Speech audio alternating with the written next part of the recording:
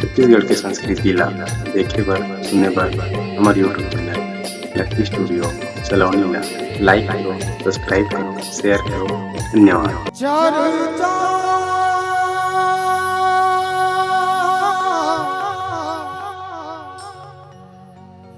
चर्चा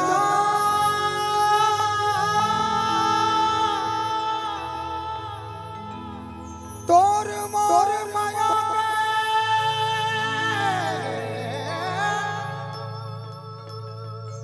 चारों डहर होवत हवे गोरी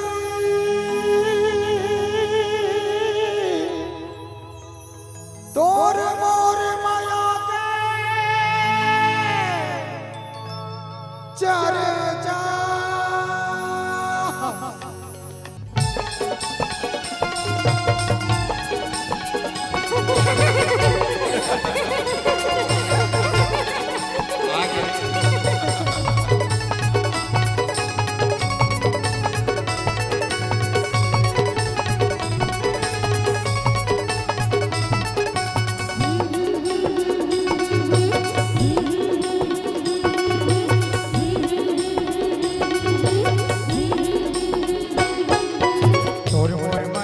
चर्चा चारों डहर होवत हे गोरी जैसे जोड़ी गढ़े हे विधाता जैसे चंदा और चकोरी तोर मोर मैया के चर्चा चारों डहर होवत हे गोरी जैसे जोड़ी गढ़े हे विधाता जैसे चंदा और चकोरी एक नजर में बस के नैना मा मोर दिल में समा गया एक नजर में बस के नैना मा मोर दिल में समा गया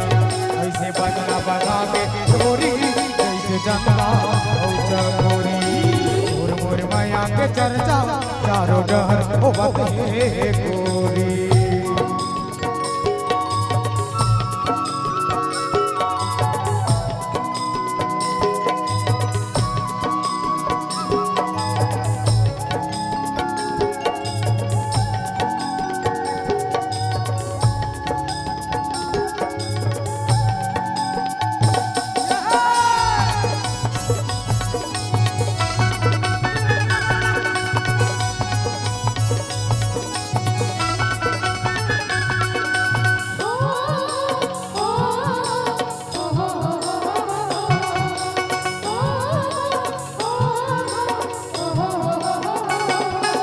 बारे में देखे रे तोल गाँव के तोर बाजार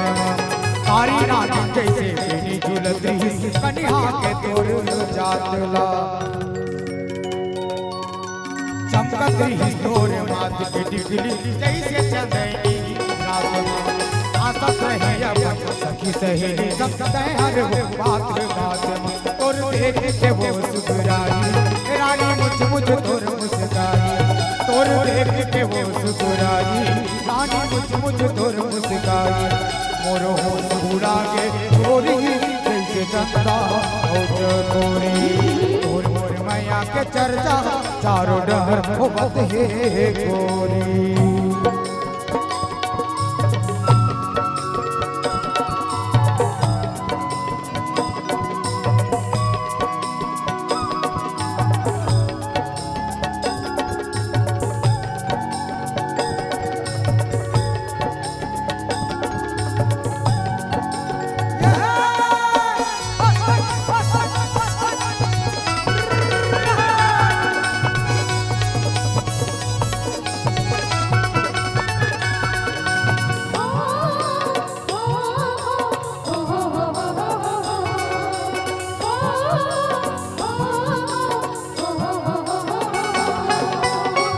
कहिए वो टोला एक डर मना सपना बना के रानी अपन टोला रख लेते अपन संगमा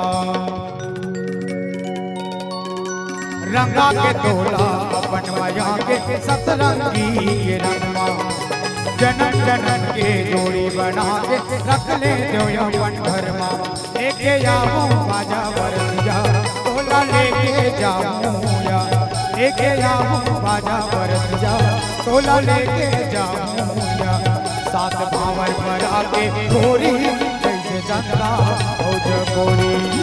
तोर मोर मैया के चर्चा चारों डहर होवत है गोरी इसे जोड़ी गड़े विधाता कैसे जनता औज गोरी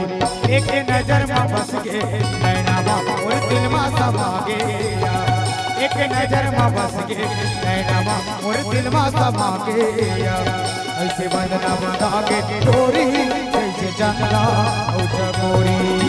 तोर मोर माया के चर्चा चारों डहर होवत है गोरी ऐसे जोड़ी गड़े विधाता कैसे जनता